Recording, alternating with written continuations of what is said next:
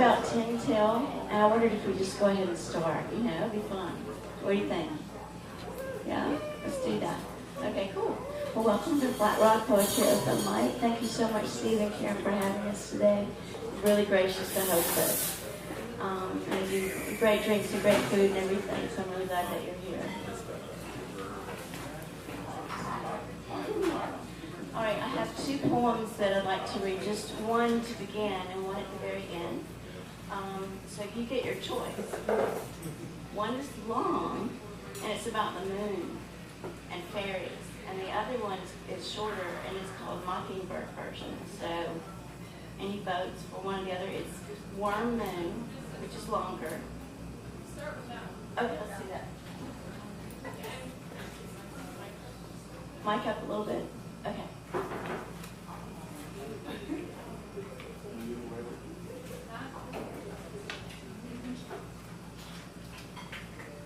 Is that better?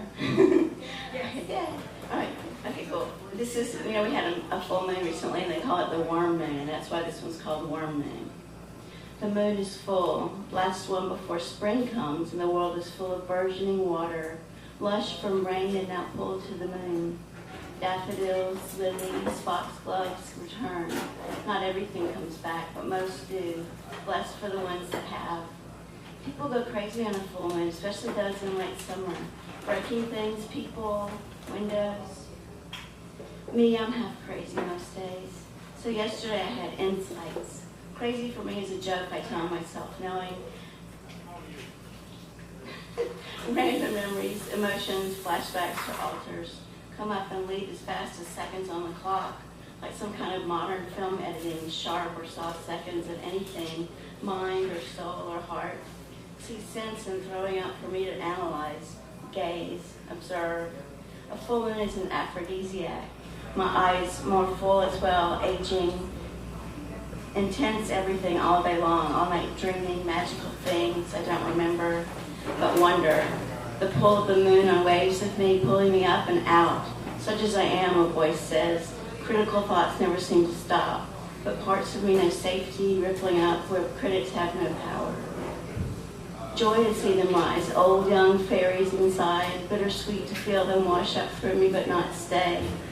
I believe in fairies. Do you? Does the moon pull you too, and how?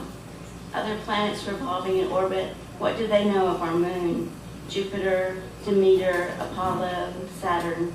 They rule us as gods do, imperfect, raw power, making mistakes nature makes, happy accidents, evolution in its course. Our moon is a warm moon, how the worms writhe and dance in the earth itself, how seeds will grow best in nature, each knowing how to be a plant, a tree, wildflower, cultivated delights, all held in the magical form of seed. What seed was am I? What intrinsic function is forming deep within me to grow forward?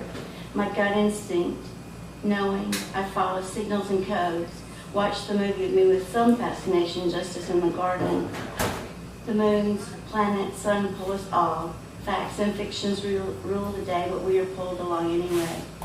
Do we honor this system, solar system, ignore its higher powers all this time, instead, for gods that make us, gods that move us according to human will, mythology, or simply delight in earth's Epicurean pleasures?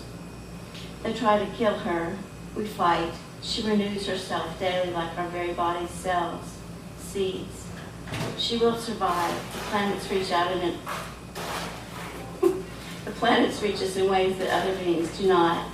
Respect, cherish, feel the moon waves and delight, wonder, bittersweet.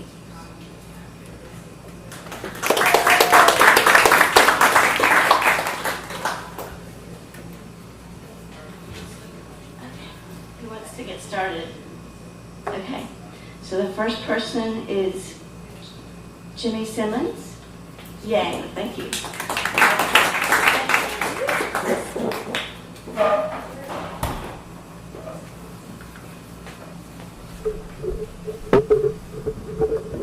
Hello, everyone. I'll be doing something that I wrote several months back called Unfaithful Son. Hello, Lord. There's something that's bothering me. I've got question after question, and I'm failing constantly. It's like you hand me the nuts and bolts to life, but you don't give me the wrenches. I feel like I've come so far in Christ, but when I look back, I've only moved inches. And I know, you tell me not to look back and to keep my eyes on you. I read the scriptures, I hear my pastor, but I still don't know what to do. Lord, I give into my sin, and I promise you, I'm sick of it. I spread your teachings every chance I get, but at the end of every word I spit, I feel like a hypocrite. Of all my questions, Lord, here's one I'll ask. When you tell me to follow you, how can I if I'm enslaved to my past? I've read you are the light, and you are the key. And although I pray to you every night and every morning, these shackles on my feet, hands, and neck tell me I'm not free. You see, I know this. I see this. It's real. I believe this. And then he tells me, that's the problem. You have more faith in that than you do in Jesus. Okay? But where we're weak, you make us stronger. But my weak state, I can't seem to escape. I feel like when my judgment comes, you'll tell me it's too late to roll back the tape and correct my mistakes. And you'll say to me all those warning signs of people I gave you when you continue to stray from me. Now that you see me with your own eyes and you want to believe, turn away from me. So right now, I'll repent while I'm still living. I'm alive. That proves that I'm forgiven. It's a new day you've given to fight these demons for another chance at winning. Each day is a new beginning for conquering my sin. But wait, I've never won.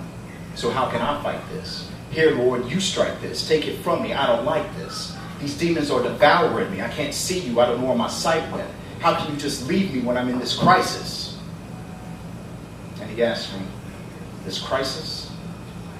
The demons hold you down by mere threads and you don't know who your knife is? I gave you the sword and fire to ignite this.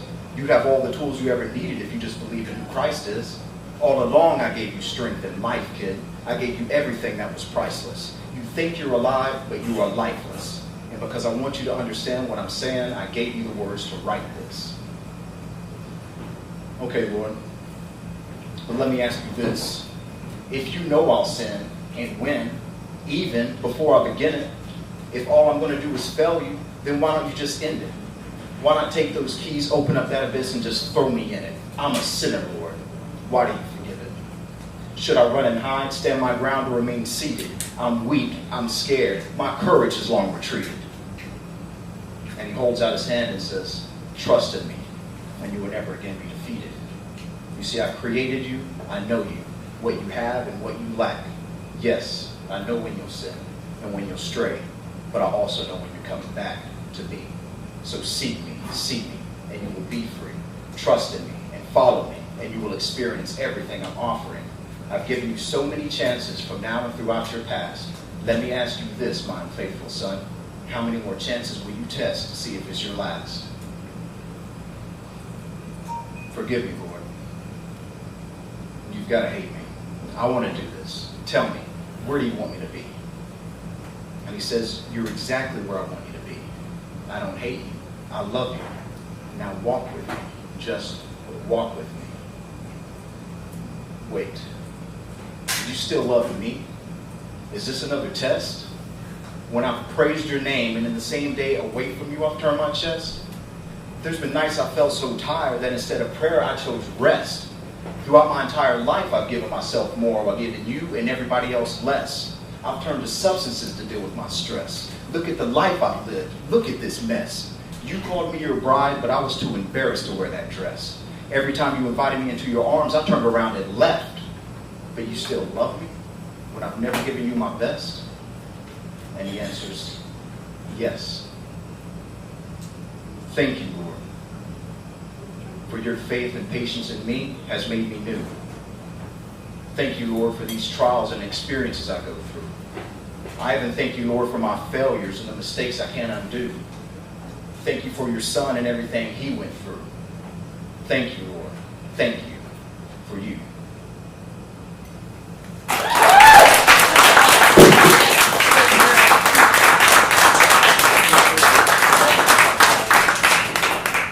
What a beautiful journey. That is very raw, very powerful. Thank you.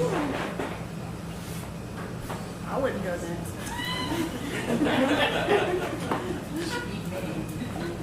Next we have John Winston Haycock.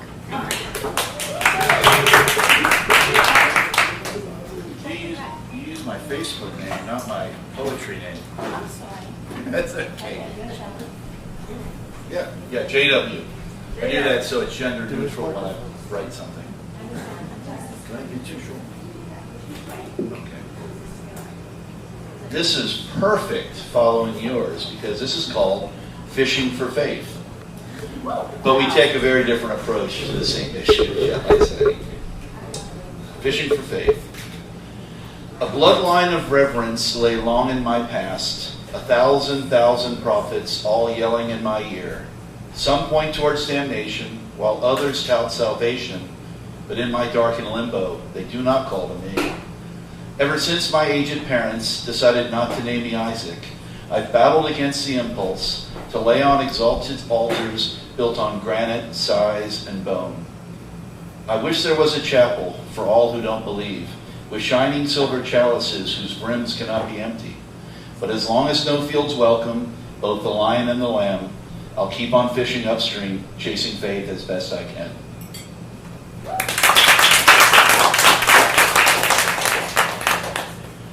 And this, I think I'm going to call it transplant. I keep going back and forth because it's about a transplant.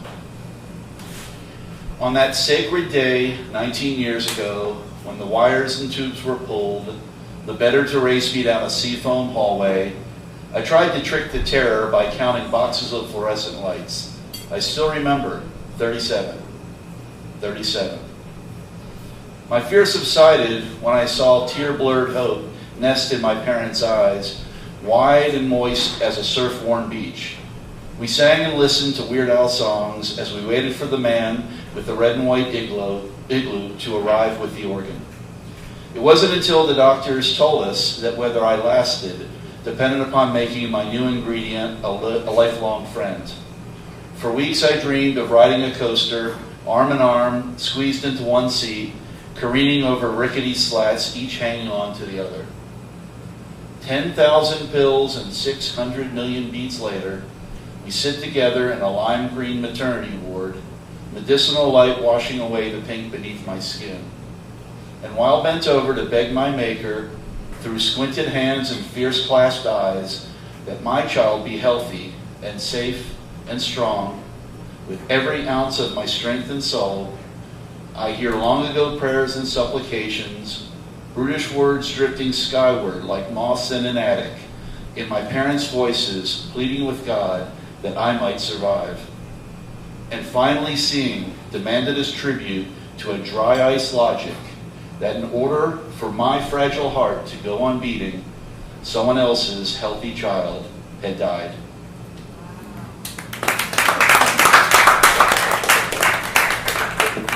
Thank you so much. You're a beautiful storyteller. Great imagery. Next person is Maggie Groel. Greshel. I was very way off on that. Welcome.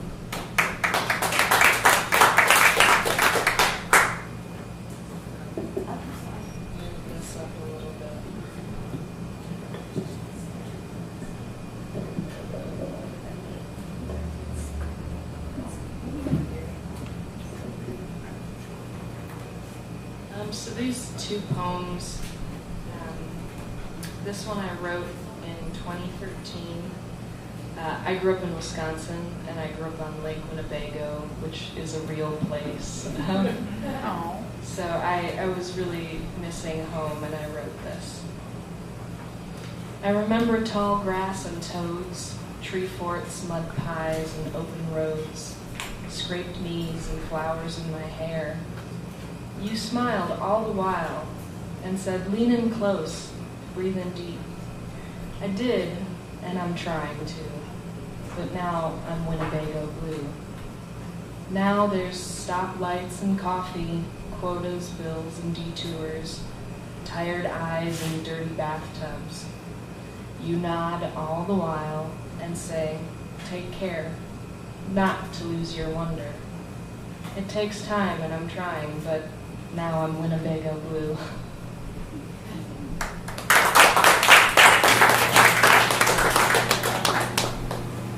And this one I wrote maybe a year ago. I've called it Returned. Dreams drip by delicately along these worn out down pillows, round a corner, down a hallway, through a door, always advancing. How does it feel to have the hard work pay off? What happens when all the little pieces, once scattered, shattered, swept under the rug, slowly find themselves? The parts we thought that no one cared about. And then the hand of heaven sifts through every shard, dusts them off, dabs them in glue, holds them together, piece by piece, until it's finished.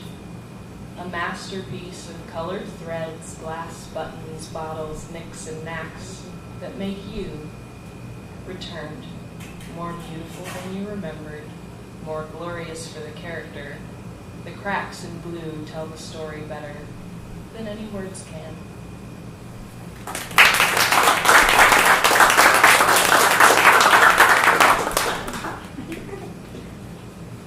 That was beautiful, Maggie.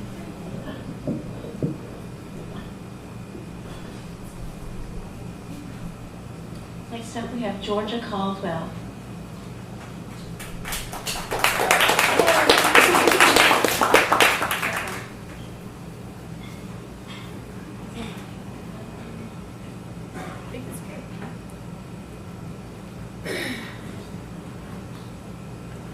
I have 3 short ones. Is that okay?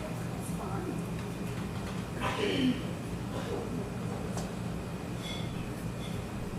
I can feel the empty space of you today. I know I'm told the best thing for healing is to sit in that empty space. So I sit alone. Because no matter the people around me, no one can enter that sacred space but you. This space is small, but it's like a small habanero, a lot of power. It's dark, but the room has been cleared out, so there's nothing to see anyway. It's cold, no warmth within or without. The air is still and heavy. It's a lonely little room, foreign and familiar. I think my hopes and dreams for us I used to keep here, in this empty space. The room used to be bright. I filled it with pictures and drawings, memories, experiences, and poetry all about us. Sometimes the room would be in disarray, sometimes like it had been hit by a hurricane, but it was okay because I was always able to restore the hope somehow. Clean the room back up and get back to dreaming our story. I tried to show you the room. I was proud of it, excited about it. It just wasn't your thing. You weren't really interested in dreaming. Sometimes you would come take a peek. You made it clear that the room made you uncomfortable. Sometimes you criticized the room. It hurt, but I loved the room, and it didn't stop me from spending time there, even if I was in that room alone.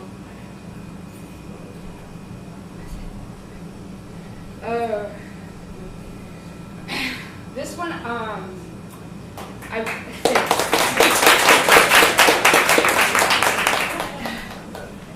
worked at CCA, which was not a great experience, but it was cool because of the men that I met there and got to work with.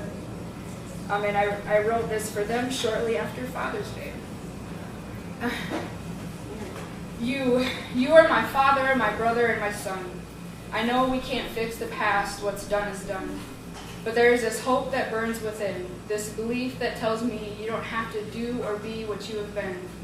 That there is good and purpose still waiting to be born. I know your past weighs on you and you often feel torn. I know that guilt, pain, shame, and regret fill the quiet spaces of your heart and mind. I know the dope, the booze, and the fast living was the only peace you could find.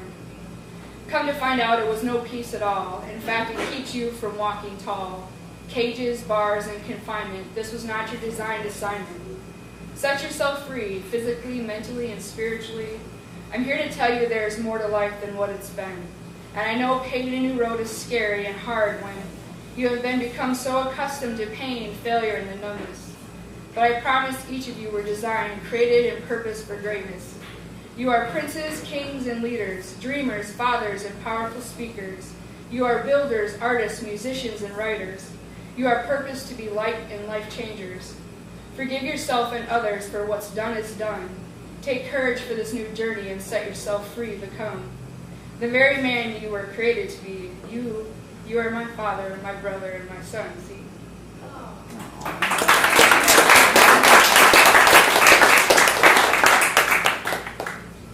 Last one. I can't help but wonder what your plan is for me. I can't see the future or my destiny.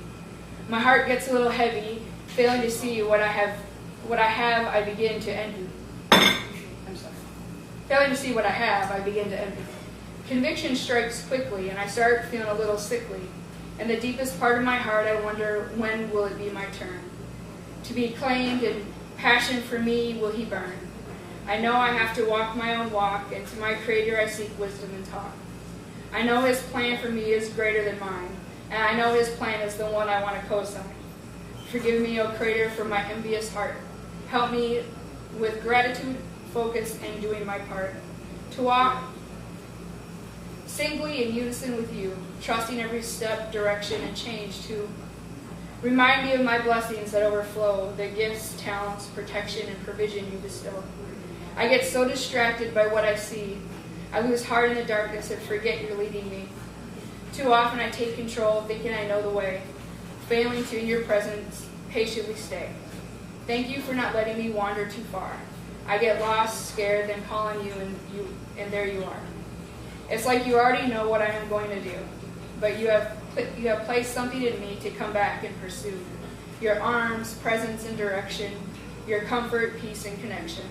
Thank you for never giving up on me. The plans you have for me are great, just what they are intended to be. Woo!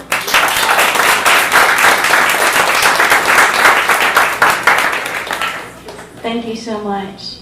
Beautiful journey, beautiful emotional words. Very powerful. Now we have Richard Nelson. Ready to go? Welcome.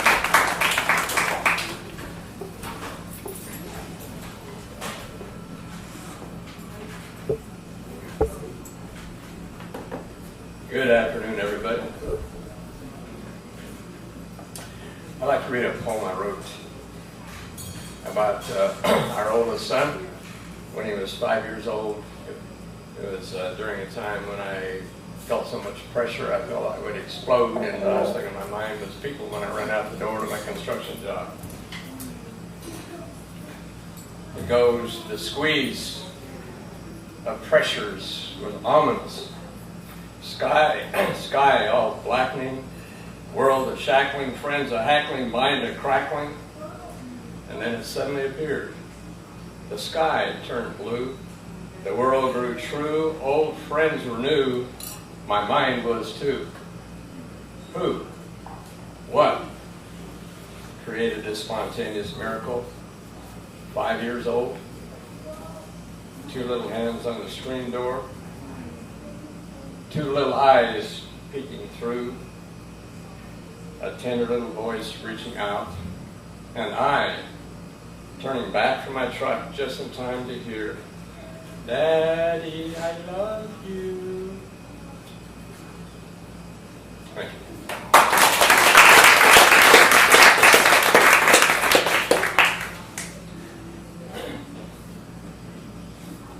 I was in Israel, and while I was there, I wrote something every day, kind of a traveling poetry, if you will. And Vad Yashem is in Jerusalem, is the name of the Holocaust Museum. And, in Washington, D.C., there's a Holocaust Museum, and Jerusalem is called Vad Yashem. And when we had walked into that museum, if you will, a big arch like this, from floor up the way to ceiling, just a few faces on the wall of babies, elderly people, just sampling photographs of those who had perished in the fires of Hitler. On the last day there, I wrote this, also referring back to that event at the hotel where we were staying. Here I sit in this grand lobby, 10 nights passing at Hotel Dan Panorama in Jerusalem. Our adventure approaching the finish line, and mere hours leaving for Tel Aviv in the morn. Sundown has come, and Shavuot is upon us, celebrating the gift of Torah on Mount Sinai. I'm like a mesmerized observer in the fabulous place amid the unctuous atmosphere of remembrance. Jewish families gathering together here tonight, happy crowds rejoicing in the lobby or dining in the massive buffet. Adults laughing, eating, drinking, feasting. No hint of hollowness here. All seem imbued with meaning. Little ones laughing, dancing, tickling, enjoying their lives together, active, busy, yet not boisterous. 3 tiny ones, giggling, teasing, playful, content, each of them a trophy of love. Ancient ones and the young, beautiful, normal, without effort, softly demonstrating mutuality and respect. As I watch and admire, I love them all from my soft chair at the edge. It feels like I've seen them somewhere before. I pause. Then a moment of horror. I recognize them all. I withdraw instantly into myself in agony. Then I know I have seen these faces before. They live on the wall. On that wall at Bad Yeshem. Bad Yeshem, Jerusalem's reminder of broken history, of the chosen ones engulfed by force in gas and flames. Hitler's Hades, having found and numbered these among God's own once before. Tonight, here in this beautiful lobby, I relish the celebration of Shavuot, but I find myself groaning, thinking upon another world. Thank you.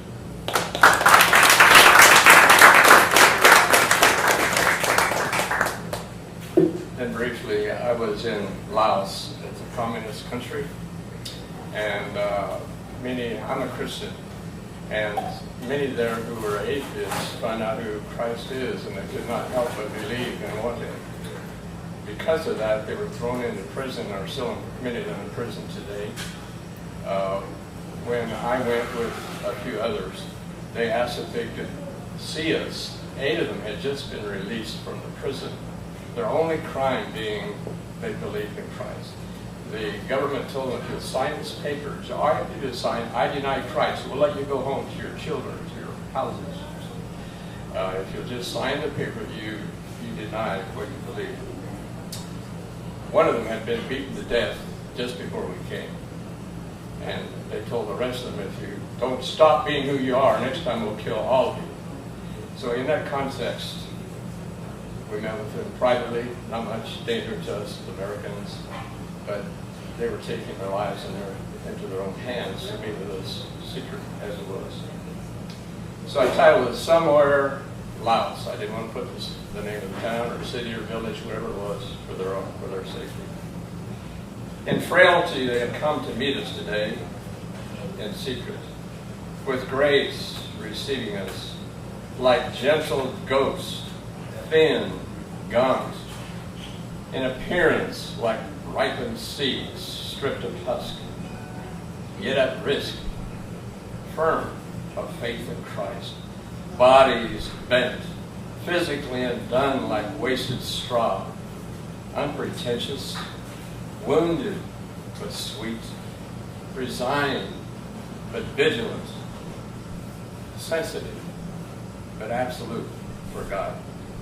Our brothers, prisoners, these, for a faith more real than death, in appearance it seems, lacking human excellence, in features weathered, clothing torn and scant, eyes hollowed from oppression and scarcity of food, evicted from homes and wives and little ones, unable to supply their families, unable to exist in a minimum life.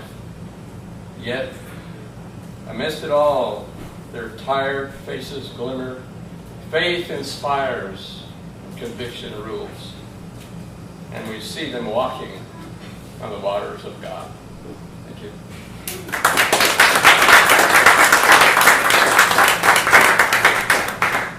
Richard, thank you so much. You're making me cry. That was lovely.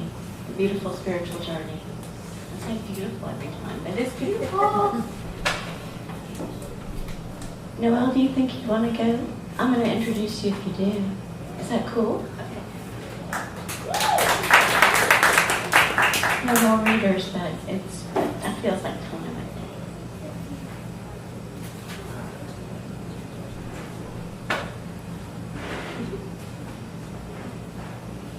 Elena Maria. Oh, it went away. I'm so sorry. I'm back. Oh my gosh, it went away. Noelle is a wonderful poet, and she's from New Jersey.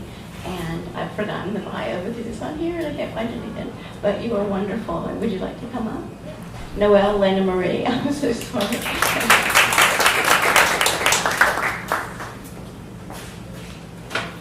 Thank you, Amy. Hello. This poem was influenced by Charles Bukowski. He wrote this poem called Bluebird. Underneath your ribcage lives a bluebird, they say, imprisoned. But I like to think the bird was red. A vibrant, vivacious kind of red, you know? The kind of red that ravished you after a night of passionate penetrating. The violent kind of red that should be kept in a cage because all hell would break loose and no one would know what damage that red would bring. The kind of red that bleeds a brilliant pain, that makes you ache and shake and yearn for more. That kind of red that popped, left on the couch in a damp basement, that was the loveliest of reds that would never be again. The kind of red that dripped down your arm when you swore you never would again. That bird is kept hidden, they say, always trying to break free. But they also say that bird is blue. Bold and brazen blue. The kind of blue that sings a song on a cold winter morning, thawing your heart once more. The kind of blue that makes love on a Sunday in the summer.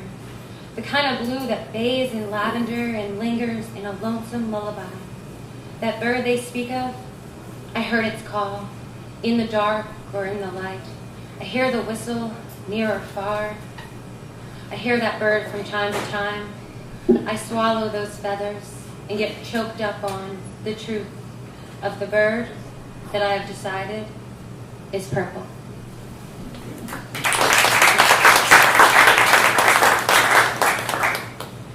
And since it's sort of spring, I wrote this a really long time ago, spring, a long time ago. So it's short and sweet. My sweet slumber has seduced my senses. The silence is a stolen spring day. My body is sedated, my thoughts flowing rapidly. My mind becomes free. My heart is dancing in the garden. My solace has come to a halt. My heart jumps to the sky. And in that moment, I realized I could have died.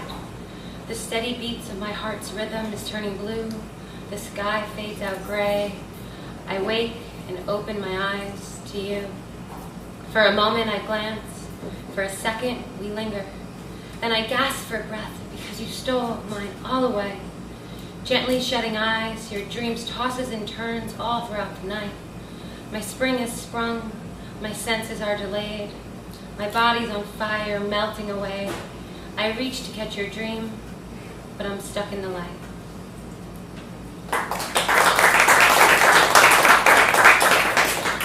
Okay. And there's been a lot of talk about writing some planetary poems, so this is one of them that I wrote. There's a star for every pair of gazing eyes, gazing at the twilight in the bloom of the night, illuminating the twilight of the galaxy. There's more than one planet. We only know the land we walk on. There's ashes on another surface we can never see, but I heard it on a snare drum, beating, beating on. I felt it in the middle of the minor chords, in the depths of your supernova, silent humming in the wind on my face, colliding with my confessions.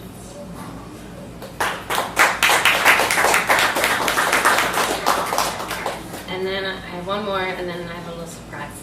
Okay. This one's called Icarus. Wingless was he, trying to escape, yearning to be free, yet no man could fly.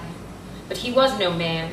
She thought of him as a god, grazing through the earth, guiltless. A brazen beast was he, until he left, leaving her luminous light. He wanted to sway in the sky with the birds, tickling clouds. Phoenix he was not. She knew that to be true. Yet she saw his feeble attempt to make some wings, to leave the blunder of his past. Mesmerized by the idea, like a moth to the flame, outside on a summer eve, he yearned to feel the fire, the kiss of the unforgiving, relentless sun. She knew the heat well.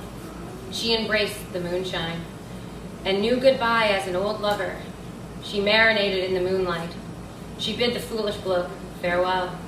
She kissed his denial and welcomed his anger that fueled his desire to soar near the sun, unknowing that her heart was set ablaze. Icarus needed to fly. He borrowed wings on loan time. She stares at the sun from time to time and wonders why the warmth was right on her skin.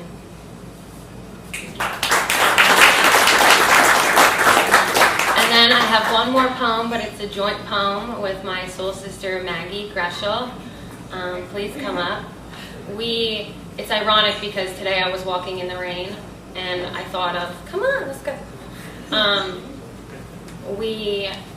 We write these joint poems. It goes like 4 lines and 4 lines, 3, 3, 2, 2, 1, 1, and we don't know what each other's writing until the end.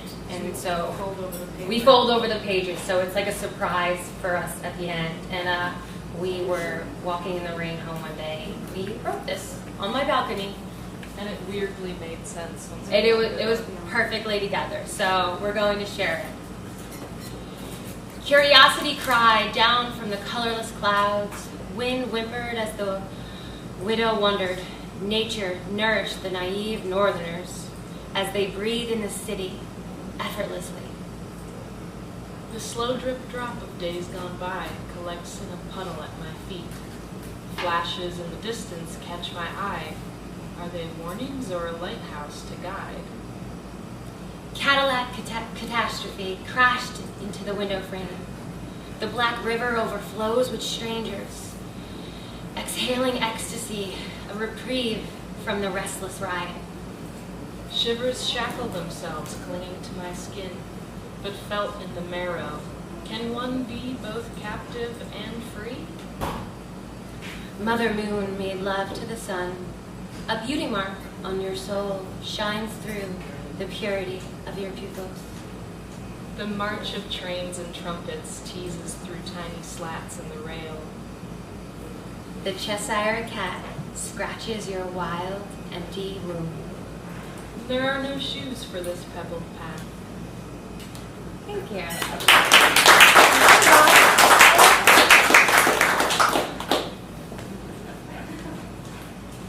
What a delightful treat you guys are. It was just wonderful. Thank you.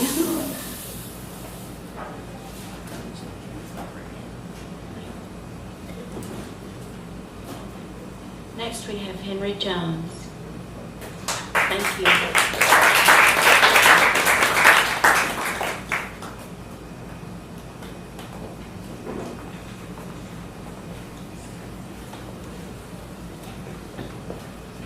Thank you. How you doing?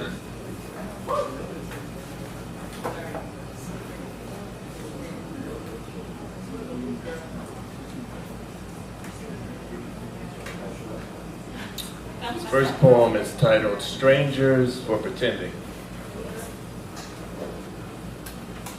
Strangers walk by wearing masks, layered with makeup, no promises. Make love to me, don't look into my eyes, or try to touch me, make the skin warm, and to move the heart, let me pretend to be alive for once, real, the fears of my childhood, lost in stolen innocence. Who understands the shame, she thought, of the hidden child? Who hides under the stairs and looks at who walks by? Keep quiet as people pass. Laughter fell from their lips, dripping greed and lies. To cannibalize their flesh, mouths eat and bite, till the pain becomes pleasure. Dry lips become wet with desire, but nothing seems to fill their emptiness. Nothing. Souls so vacant, but many residents.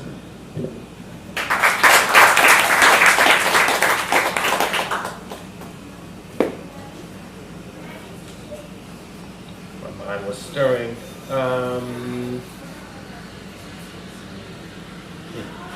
This next poem is titled Make Some Room. She prayed for a stranger to love her, then called out in Jesus' name. Her heart still full of bitterness, but had no one else to blame. Cataract eyes blurred her dreams, cracked lips whispered twisted lies. She wanted lust to remove her misery, but in her bedroom, passion just dies. A frightened child peeks into the room. She seeks strong, warm arms to embrace, to give comfort when her legs get cold while running away from love and grace. Her face turns away, feeling unworthy, not dead, but desiring to see the light, still clutching her bag of broken food promises, the old fool hell-bent on being right. She screamed for a stranger to save her, lift her up before she drowned in gloom, bring her back to life with a gentle kiss. But her heart never made the room.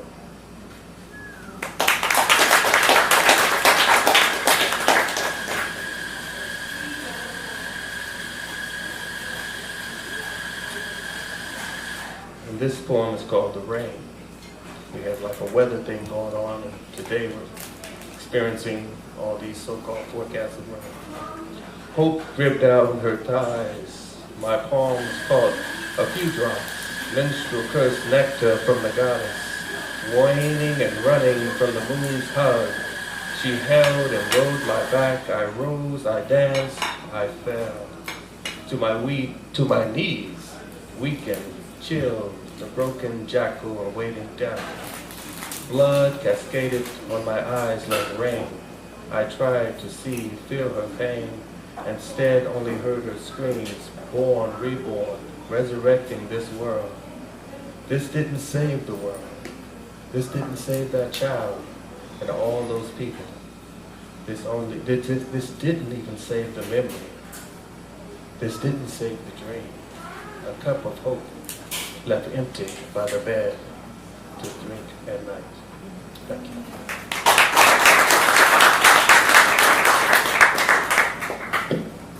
That was so powerful. Thank you. Beautiful. Next we have Kat Marsh. Welcome. She was on feature last night. She did a great job.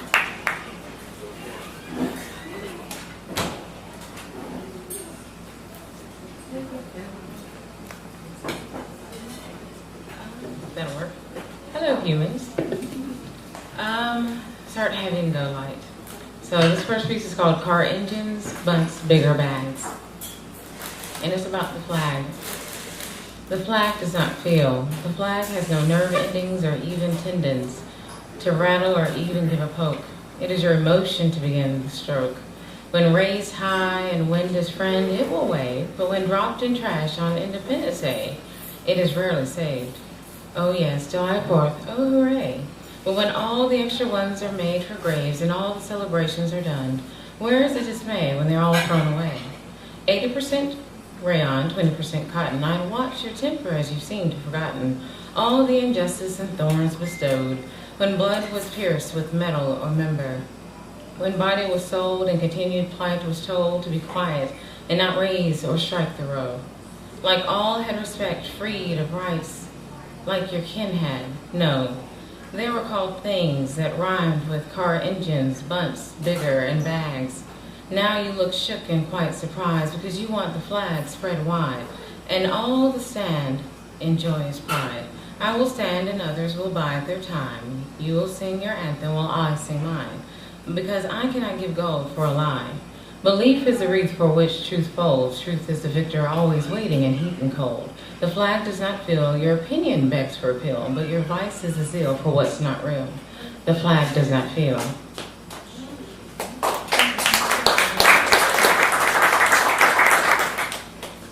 This one's called Clearing.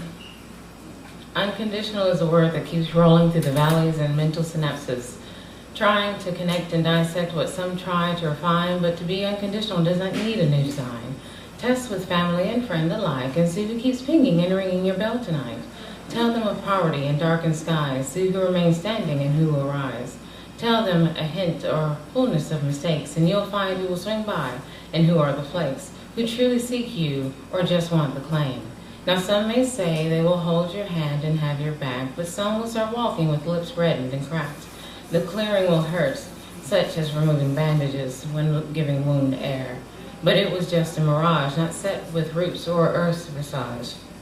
And don't be dismayed at how they fray. Be thankful you've let go of the clay that cannot take form and washes away. Be thankful you'll stand with forward sight and true memories of those who care and love you conditionally.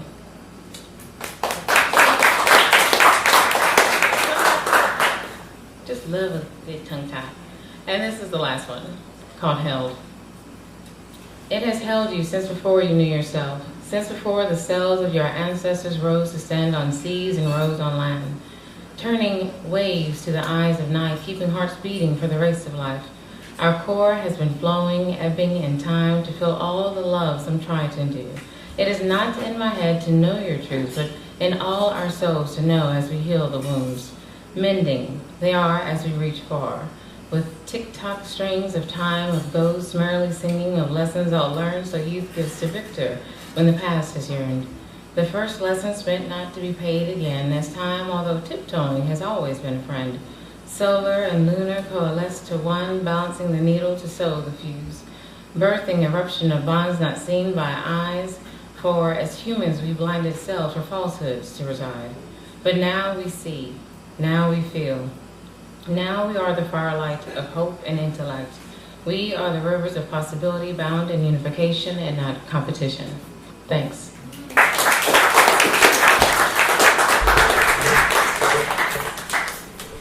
That was supremely intelligent. Just amazing. Next we have Matthew Bond.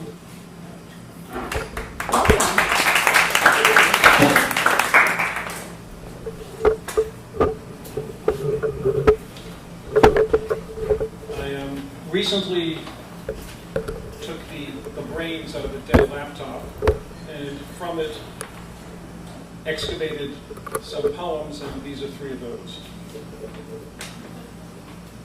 This one is a short one, then a long one, then a shorter one.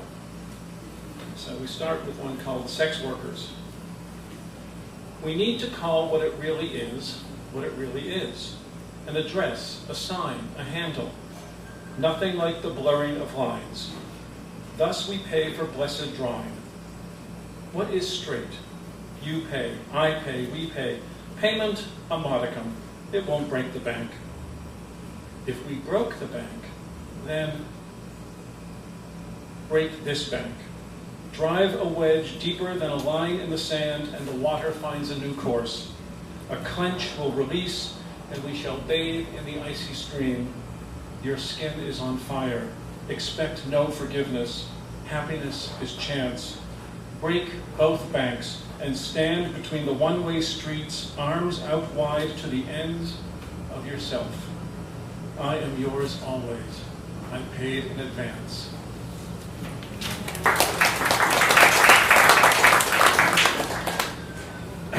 This one is called The Falls.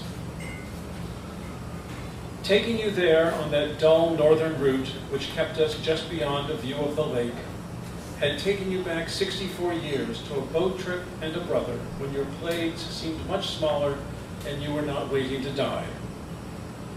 At the hotel, we heard the rumble and we saw the mist, and leaving the elevator, you turned to the left away from my arm and stood and stopped before the ingeniously placed plate glass window where the inexorable falls fell. You lived within its strength just then, and then, reminded of the world of the fifth floor, retook my arm and pointed your cane and followed the porter to our rooms. There you sat for the afternoon on the stiff hotel chair, staring at the white water, pounding, hushed, just beyond the window. We celebrated that power with dinner and with wine. We toasted it at table and again from above while the skies grew dark and its lights went off. You slept that night facing the window and floating on the rumble, and you opened your eyes to the falls and to coffee upon the next sunlit day. You wanted facts, not souvenirs, so we found for you that the water is wearing out its ledge.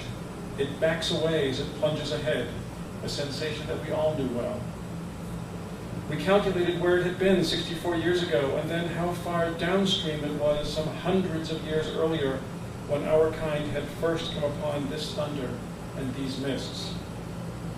Finally, and briefly brave, we left plate glass behind, and standing near its wall, you backed away, not scared of its force, its enormous mass, its absolute constancy, but of your barely resistible urge to go over the wall and down through the white noise, to be one with sand and silt, with rocks and water, with the ledge and with the wall itself, and let the river return your own inconstancy back to your island.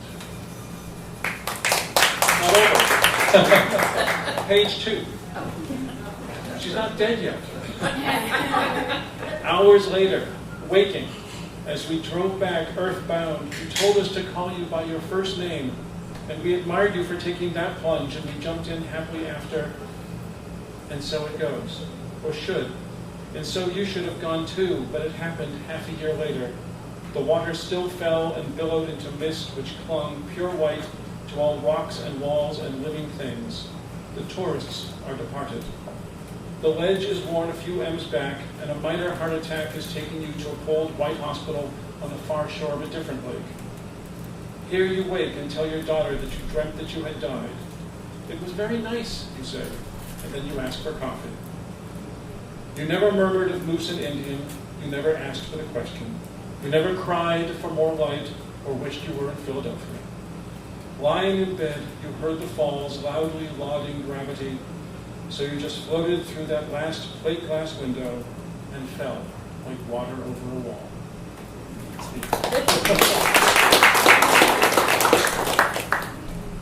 And this third one is one I wrote many years ago. I came upon a poem in some periodical, a young man written about a car crash and his girlfriend. I thought, this isn't very good. And then I thought, well, Matthew, then write your own. So that's what this is. It's called Scott's neo-narrational song of his bourgeois self's blues. I was driving and my latest girlfriend was sitting beside me, and she said, baby, do you love me? I mean, really love me? And I said, sweetheart, life is short. And I was trying to explain to her, using words, how I really love her, how I know what love is, how I think about these things all the time, because it's my work, because I'm a poet. And all this time, it's her car I'm driving. And to use these words, I was gesturing with my right hand. I'd taken it off the stick shift knob and was using it to gesture with it. And she said, baby, I'm in no doubt. I know what love is. I know I'm really in love with you. Love is letting you drive my car and me sitting here, right here in the passenger seat. That's what love is. But I said fast, real fast, because we were way above the speed limit. It can't be true love with your seatbelt on. And she began to answer fast, real fast, above the speed limit herself, turning toward me, her right hip pushing out the seatbelt, her long, bare, perfect legs tucking themselves under her, the left lower knee pointing toward me, the right upper knee pointing toward the stick shift. Just when both lanes of the bypass became blocked by jackknife tractor trailer, its cab tucked behind itself, its enormous right side facing us dead on. That's not love, she said. That's not love, she said. That's not love, she said. I turned up the volume knob, the better to hear Sidney Bechet, who knew what love is, blow and finger his soprano sax. I pressed my head against the windshield and made for the bang. Who knows when it's time to drop the subject, I said. Thank you.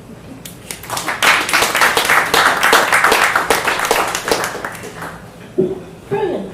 Brilliant. Awesome. Thank you. I have a couple of things to say. We have actually two more poets. There's a gentleman who gave me a note about teaching a class at Scarp Bennett. Let me see. Contact Joyce Sohl, S-O-H-L. The class is on April 28th at 9:30 a.m. and it's from James Collins, and he'll be coming back in a little bit too. Oh, also we want to have a group photo of all the folks who read tonight. Would you guys be into that? Is that cool? Yeah. It'd be fun. Okay. Now we have R.J. Rutland.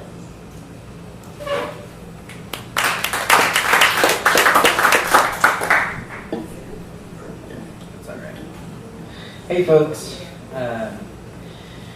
so I'm going to read something that I wrote, I guess recently, the last month or so.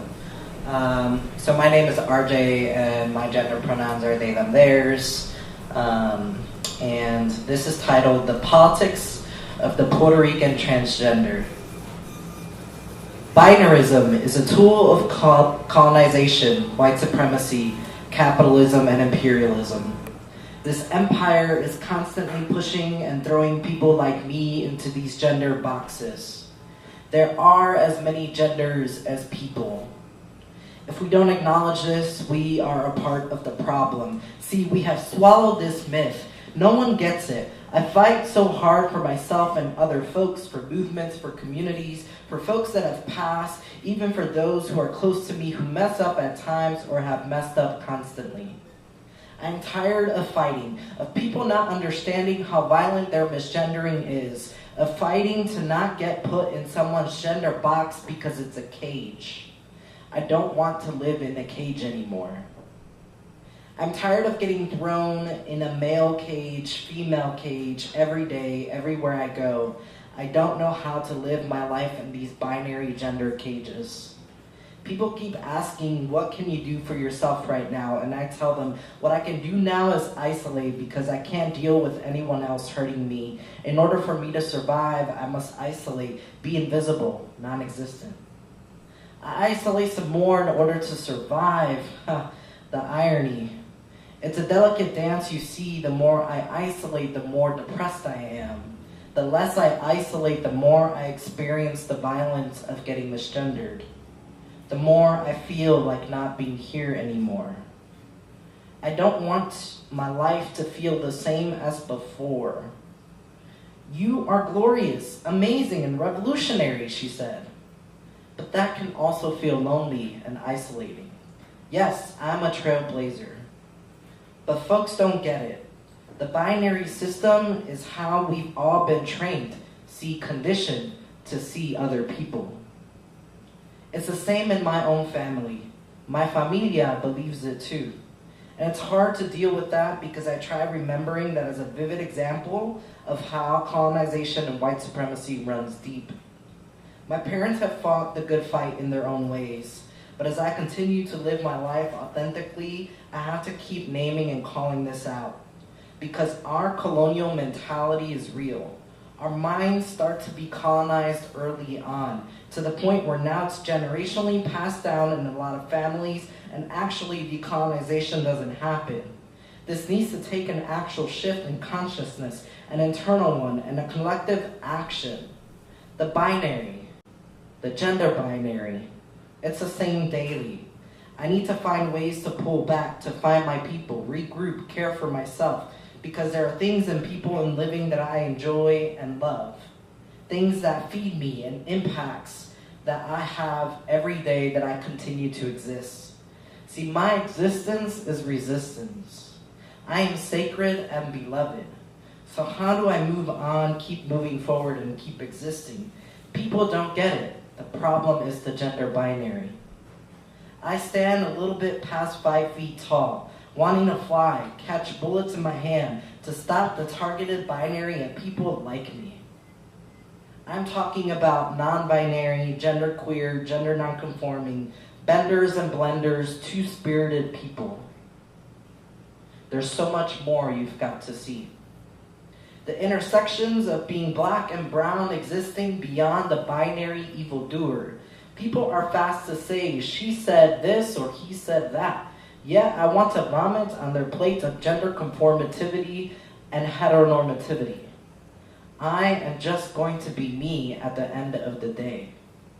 People are quick to say, but you're confused, or like, you have to decide. Male or female, they tell me to circle one, check a box off. But guess what? I am not someone you can easily mark off. I'm not a product of your projections, uncomfortableness, uncertainty, or fake open-mindedness and white liberalism. I'm a person that bends, that fights, that resists, and exists in different places, constantly envisioning and revisioning, processing and decolonizing, hoping to have enough tools one day to make a huge impact and change this white Western discourse among my own people. The pressures of society. Your heart burns with empty spaces. The collisions of stars like mine make you tremble because I fly high, uniquely so, moving like fluid, making my own path, demanding, pushing, seeping my way through like an endless sleep. I've heard that white men have huge empires. I feel like they're really good in gentrification. And a white person is always asking me, where am I from? No, like, where are you really from? Then tells me that they have been to Puerto Rico before. Yeah, it's so pretty, relaxing, and exotic. And I say, tell me more about that. Because the side that I have seen of my people, of my island, of my country, are real struggles. People have died and are still dying and suffering due to the ramifications of colonization. Hurricane Maria. So please stop. Stop telling me that my island, my people are exotic. Hey, her, him, miss. No, I mean mister. I am an object becoming subject. Like black and brown becoming white instead, the history remains. In a world where representation means more than reality, so-called LGBT community, when people say that, I know they only mean and see whiteness. White men dance on stolen land and call it activism. Oh, but no, there are no contradictions in our communities because we all identify the same. A language determined to deny difference, digest the millions of flavors of race and queerness. We walk around trying to find ourselves, colonizing the entire world and calling it building community. So instead, I give you all my brownness, I give you all my transness, and hope that it translates across the silence of an entire country screaming. I scream for true liberation, true freedom, for chains to be broken because we are not broken if we believe that the system has spoken. I scream for us black and brown peoples and to walk now without these shackles. Your vicious binary takes up too much space. White masculinity so toxic you fail to ever understand your damn white privilege. So I surround myself with radical black and brown femme energies and love-making from my mother's ancestors, knowing that this is a painful process, it is violent and scarring. But there are ways of being I know from others that have come before me. I hope that I find my own ways of being me and no one else's. I am ready to be honest to my body. It is in a constant mode of transition, exchanging notes, fluid like water, untouchable like time, timeless inside. It just is. My body is mine. I don't have words for this process, so I will keep building this identity beyond the binary, constantly decolonizing. That's our necessary detox. I will honor the mothers in my history and keep eating plantains and telling my people's histories. No justice, no peace, they said. I will write a beautiful one, that of a transgender, diasporic Boricua person.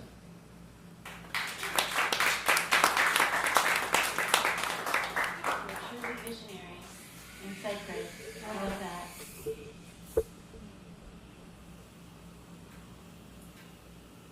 Is James Collins here? He was going to go park his car. Okay, well, I have one more. Does anybody else want to read? Okay. Well, you can tell them. Okay. This one's called Mockingbird Version. Ambulance howling in the neighborhood again. Miles Davis listening to Louis Armstrong, saying, everything's been done, everything's been done. Goes off to create miracles with music. The most beautiful Spanish landscapes I've never seen, but heard, and blue-green, blue-green. Meanwhile, Billie Holiday intercedes her own tone to jazzy bands of the time. Louis is back and sings of the South. Blues so bad he's waves of harlequin romancing. He's put a shine to the dark. Days of then. Sounds of a pumping death now coming from the real street. Buses whoosh past efficiently 8 times a day, both ways. I wave, but then I'll wave or nod to anyone who waves back. We speak. Strangers become friendly faces. Talks of gardening, weather, being blessed. Music from then weaves in and out of mufflers, songbirds, folk shouting hello, sometimes just shouting, arguing a point. The songbirds say it best, the mockingbirds especially, listening to jazz, solos, saying everything's been done, everything's been done, then going on to create a fresh, jazzy mockingbird version.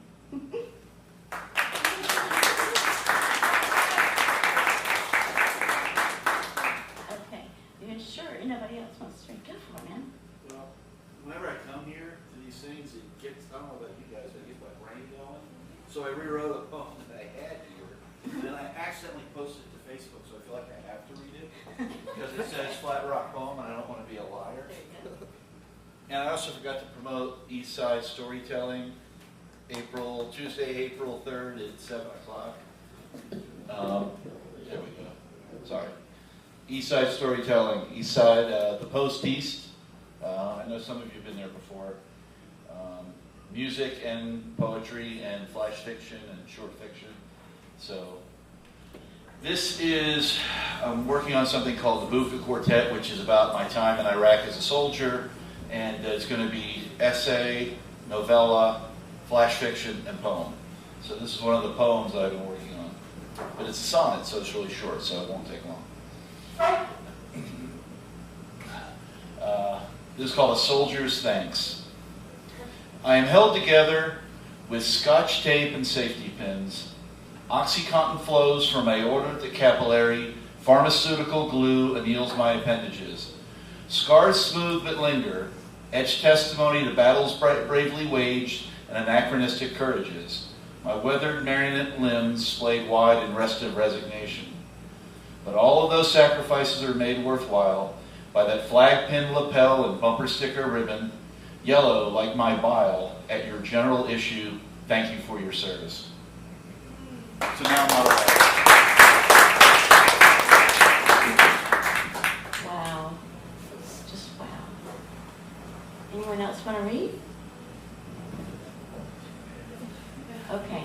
Well, thank you so much for coming. Thank you, Flatrock. Thank you, Karen and Steve. And thank you, everyone who came. And if you want to, we'll be in a group photo with all the poets who read tonight. Maybe come up here, and we can have a group photo here. Is that cool? Thank you so much.